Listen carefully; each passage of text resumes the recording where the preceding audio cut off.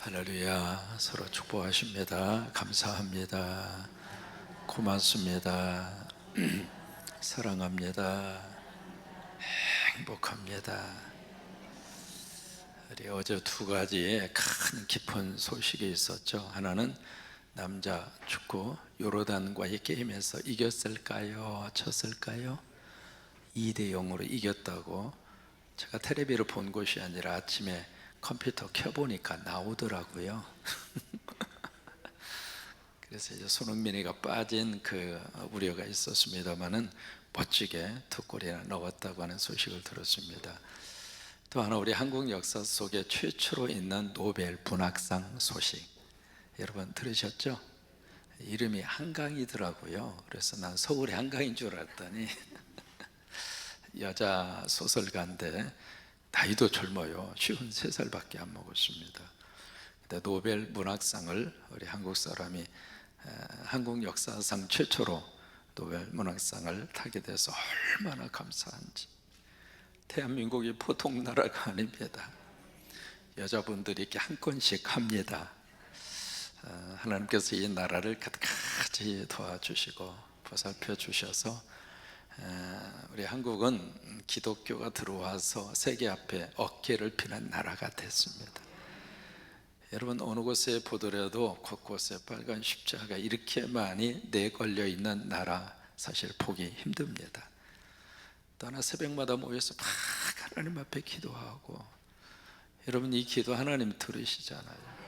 그저 나와서 자녀를 위해서 기도하고 이 나라를 위해서 기도하고, 민족재단이라고 하는 이 재단을 참 열심히 쌓는 민족이 대한민국 기독교인들입니다.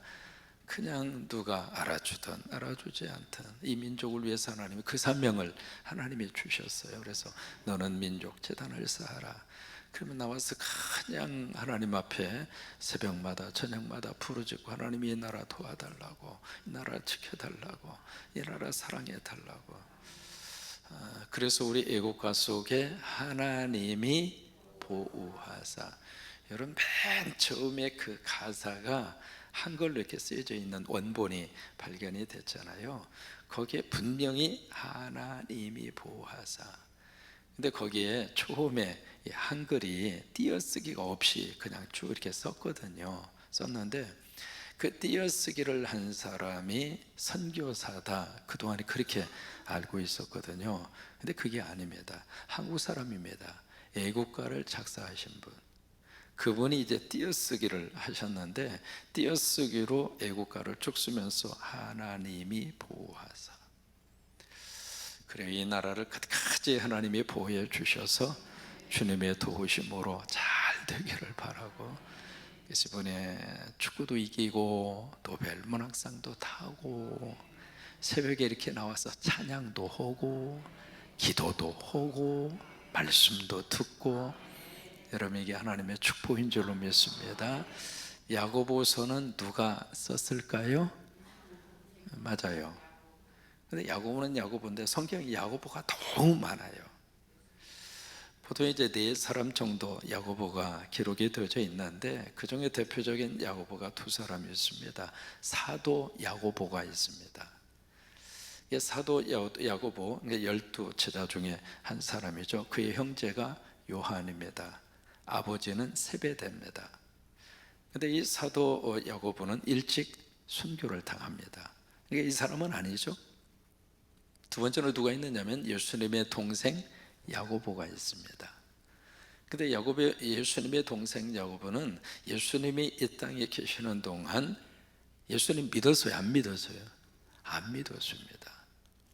가장 가까운 사람 전도하기가 가장 어렵습니다. 제가 설교할 때에도요, 가장 설교에 은혜 받기 힘든 분이 저하고 함께 살고 있는 그분입니다. 가장 가까운 사람을 감동을 주고 가까운 사람에게 인정을 받고 존경받는 게 가장 어렵습니다. 그래서 예수님이 살아서 공생애에 사역을 하는 동안 예수님의 형제들은 예수님 안 믿었거든요. 근데 언제 믿었는가? 예수님 돌아가시고 나서 그 다음에 부활하신 다음에, 고린도전서 15장에 보시면 이 야고보에게 부활하신 주님이 나타나셨어요. 부활의 주님을 우리가 만나면 우리 안에 믿음이 생깁니다. 부활의 주님이 확인이 되면 신앙생활의 길을 들어설 수 있습니다. 아, 부활이 있구나. 그렇지, 내가 부활을 믿고 살아야지. 그 다음부터 이 야고보, 이 예수님의 동생 야고보가 얼마나 주님 앞에 헌신된 충성된 하나님의 종이 됐는가. 그게 예루살렘 교회, 그분이 예루살렘 교회의 초대 감독이 됩니다. 이 야고보를 쓸 때에도요 1장 1절에 본인을 그렇게 소개하거든요. 나 하나님의 종이야. 참 멋진 스스로를 향한 자기의 정체성이죠. 나 하나님의 종이라고. 두 번째 뭐라고 자신을 소개하는가? 나 예수 그리스도의 종이야. 저 여러분도 마찬가지입니다. 한번 해보실까요? 나는 하나님의 종이다. 나는 예수 그리스도의 종이다. 그렇게 본인을 딱 소개하면서 나는 하나님의 종이고 나 예수 그리스도의 종이다. 흩어져 있는 12교회에게 편지하노니, 이게 야고보서 1장 1절의 말씀이거든요. 거기에 흩어져 있는 12교회라고 하는 표현이 나오는데 이스라엘 지파를 말하는 것이 아니라 예수 믿어서 참 이스라엘이 된 성도들을 말하는 거예요.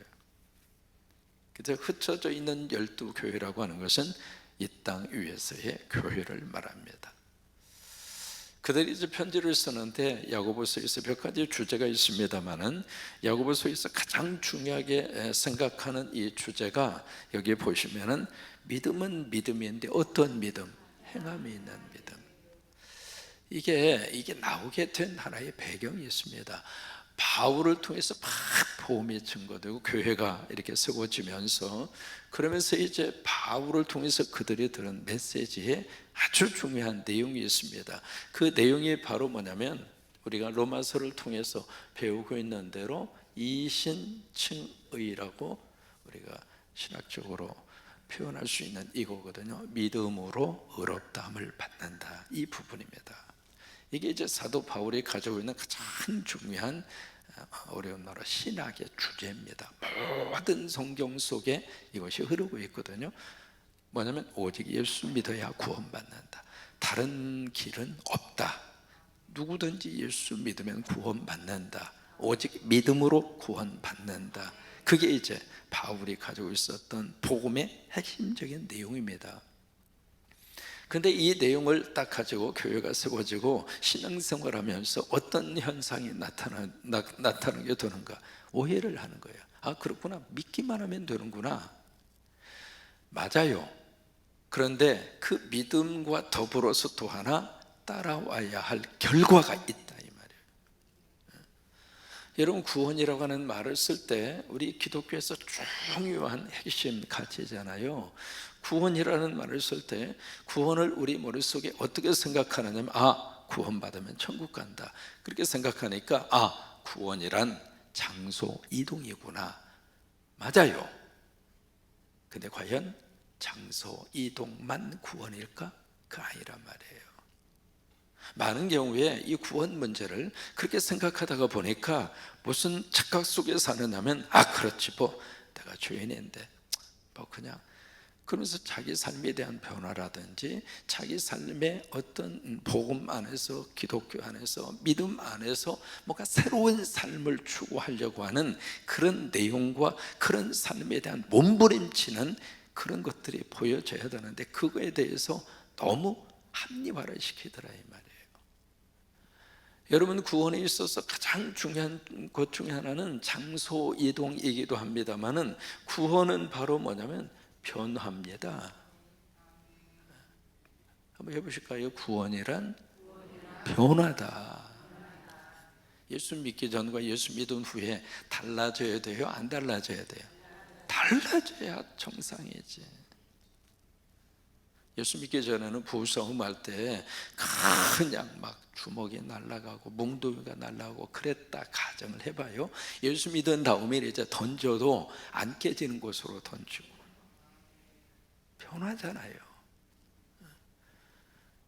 예수 믿기 전에 그냥 술을 마시면 고래가 돼서 떡이 돼서 인사불성이 돼서, 근데 이분이 예수 믿고 은혜 받고 이제 10잔 먹던 사람이 이제는 9잔 반으로 줄이고, 변화가 일어나야지. 변화가. 우리가 완벽한 변화를 기대하기는 어려워도 그래도 딱 깨달은 다음에 그렇지, 내가 성막교회 교인인데 이렇게 살면 안 되지. 길거리에 조그마한 몇 가지 텃밭에서 기른 것 갖다 놓고 이렇게 파는 그 도점상을 하시는 그분에게 가서 예수 믿기 전에는 어떻게 해서든지 50원이라도 깎아달라고 그 몇 푼어치나 된다고 그랬던 사람이 성광교회에 나와서 신앙생활을 하시면서 이제는 100원을 얹어서 주는 거. 구원은 변합니다. 그러니까 지금 사도 바울이 주장하는 것은 이 문제를 포커스를 둔 거거든요. 구원의 시작은 믿음이다. 그러면 구원의 결과는 뭔가? 변하다. 여기에 초점을 맞추어서 말씀을 주신 분이 야고보서입니다. 이제 그 관점에서 우리가 야고보서라고 하는 이 성경을 우리가 오늘까지 새벽의 차도를 통해서 강의를 들은 거예요. 오늘 말씀의 13절부터 마지막 절까지 계속해서 우리가 살펴보는데, 거기서 강조하고 있는 게 두 가지입니다. 첫째로 뭐냐면 기도이고요. 기도라고 하는 단어가 몇 번 나오느냐면 6번 나옵니다. 두 번째로 강조하고 있는 것이 뭐냐면 찬송이에요. 기도와 찬송. 우리가 뿌려야 할 것이 있다면 기도이고 찬송입니다. 특별히 어려움 가운데 있을 때는 우리는 계속 심고 뿌려야 할 것이 기도입니다. 또 하나 우리가 뿌려야 할 것이 있습니다. 심어야 할 것이 있어요. 뭐냐면 찬송입니다. 이 기도와 찬송을 심으면 그 속에 여러분 뿌린 대로 거둡니다. 무엇으로 거두는가? 하나님의 복으로 거둡니다. 하나님의 능력으로 거둡니다. 하나님의 축복으로 거둡니다. 기도하면 누가 들으시는가? 하나님이 들으세요. 기도하면 누가 듣는가? 마귀와 사탄이 들어요. 찬송도 마찬가지입니다. 찬송에는 세 가지의 힘이 있어요. 첫째, 찬송의 힘. 첫째, 나 자신을 향하는 힘이 있습니다. 찬송을 우리가 부르잖아요. 찬송을 고백하잖아요. 내가 나한테 축복하는 거예요. 그래서 성가대였으면 참 하나님이 성가대원들에게 주시는 축복이 있습니다. 같이 예배 드립니다마는 찬양들을 쓰고 성가대에 쓰시는 분들은 열을 더 삽니다. 왜 그런 줄 알아요? 몸에 그런 생체 변화의 복을 하나님이 주셔요. 찬송하기 전과 찬송한 후에 우리들의 신체의 변화를 측정을 하면 달라집니다. 그러니까 찬송은 바로 나를 향한 하나님의 메시지가 있어요. 두 번째, 찬송은 마귀와 사탄을 향한 하나님의 메시지가 갑니다. 그래서 찬송을 하면 내 속에 있는 나쁜 것들이 빠져나옵니다. 세 번째 중요한 게 있어요. 찬송을 하면 이 찬송이 어디로 향하는가? 하늘로 올라갑니다. 그래서 찬송을 하나님이 들으시고 찬송하는 우리들에게 찬송의 고백에 맞는 하나님의 은혜와 축복을 하나님이 쏟아부어 주시는 거예요. 여러분, 우리가 뿌리고 심어야 할 가장 중요한 것은 기도예요. 여러분, 기도는 하고 볼 일입니다. 무조건 하고 볼 일입니다.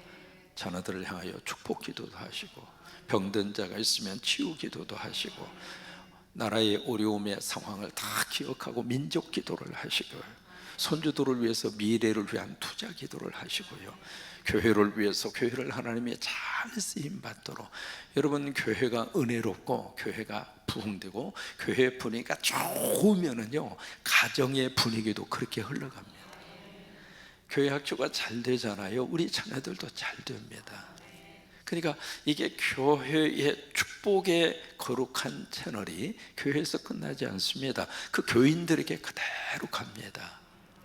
여러분, 성광교회는 강대상으로부터 하나님의 은혜가 쏟아져서, 하나님의 축복이 쏟아져서 온 성도들이 이 교회 섬기면서 은혜 받고, 이 교회 섬기면서 복을 받고, 이 교회 섬기면서 하나님 앞에 쓰임을 받고, 이 교회 섬기면서 희망을 품고, 그런 역사가 아름답게 계속 이어지게 되기를 주의 이름으로 축원합니다. 그러니까 우리가 뿌리고 심어야 될 것이 바로 기도이고 찬송이에요. 이것은 상황과 형편, 환경을 뛰어넘습니다. 그게 사도행전 16장이잖아요. 빌립보 감옥에서 그들이 바로 그 감옥의 현장에서 한밤중에 되어 그들은 뭘 심었는가? 기도를 심었고 찬송을 심었습니다. 지난번 그리스 투르키에 다녀오면서 가장 가슴에 깊이 와닿았던 장소가 빌립보 지역이에요. 그래서 루디아를 만나고,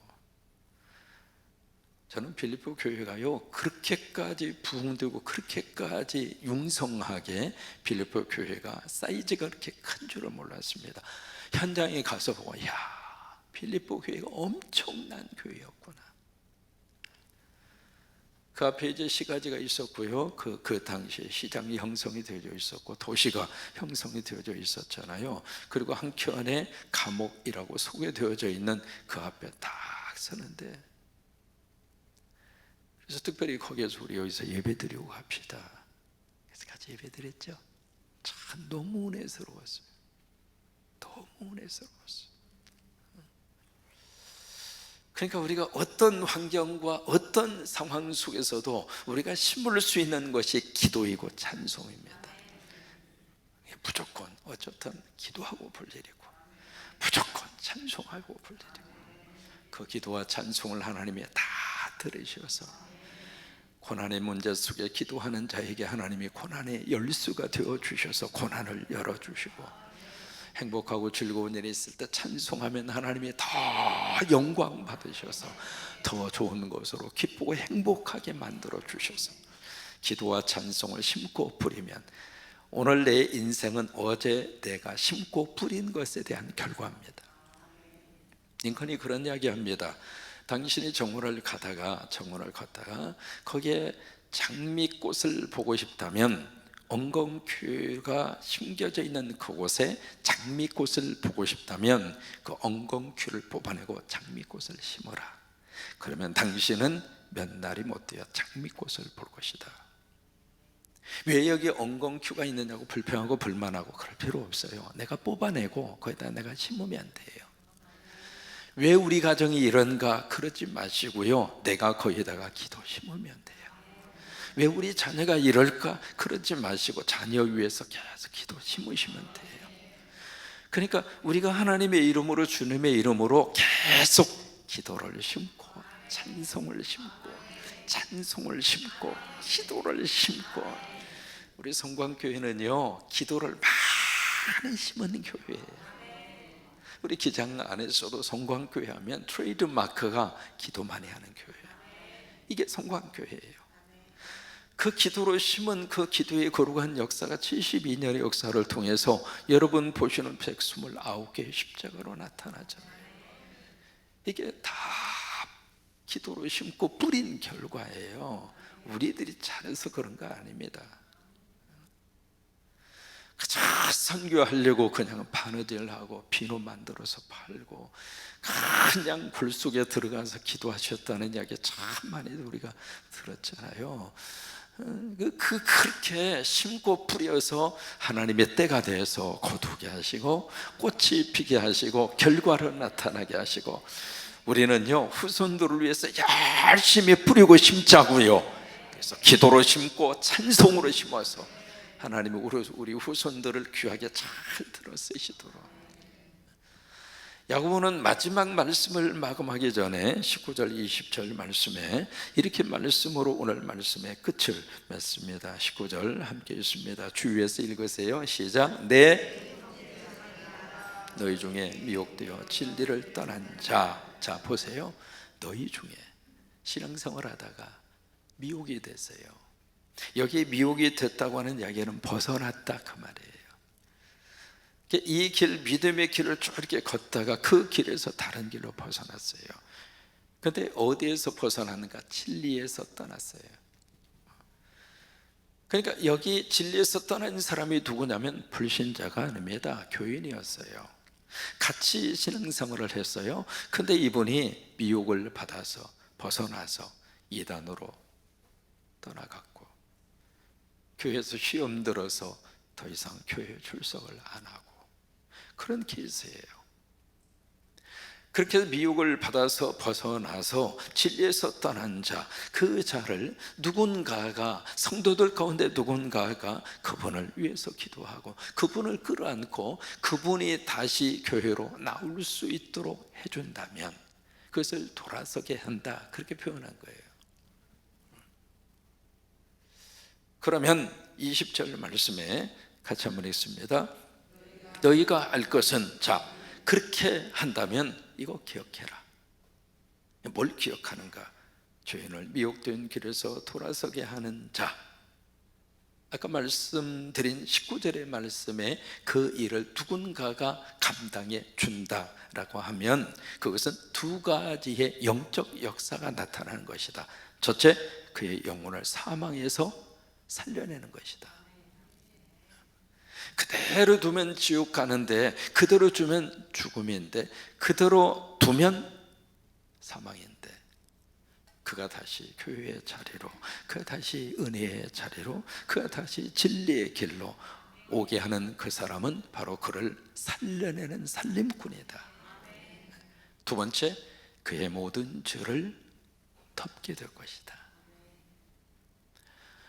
여러분, 다니엘서에 그 말씀이 있잖아요. 많은 사람을 옳은 대로 이끌어가는 사람은 하늘에 뭐라고 그랬죠? 별과 같이 빛나리라. 여기 이 야고보서의 마지막 이 구절에 두 가지의 단어를 우리가 기억합니다. 바로 영혼 구원이에요. 영혼 구원. 그 다음에 두 번째는 용서입니다. 용서. 이 두 가지는, 자, 누가 하는 것인가? 이 두 가지는 하나님이 하시는 겁니다. 영혼을 구원하고 죄를 용서하고. 그런데 누군가가 미혹을 받아서 이 길에서 떠난 사람을 돌아오게 하는 그 일을 하는 사람은 이 하나님의 일을 같이 동참하는 사람이라고 하는 거예요. 여러분, 하나님이 하시는 그 일을 우리가 이것처럼 큰 축복이 어디가 있습니까? 저는 여기 129개 살림교회 볼 때마다 여러분들이 하나님이 일을 하신 거예요.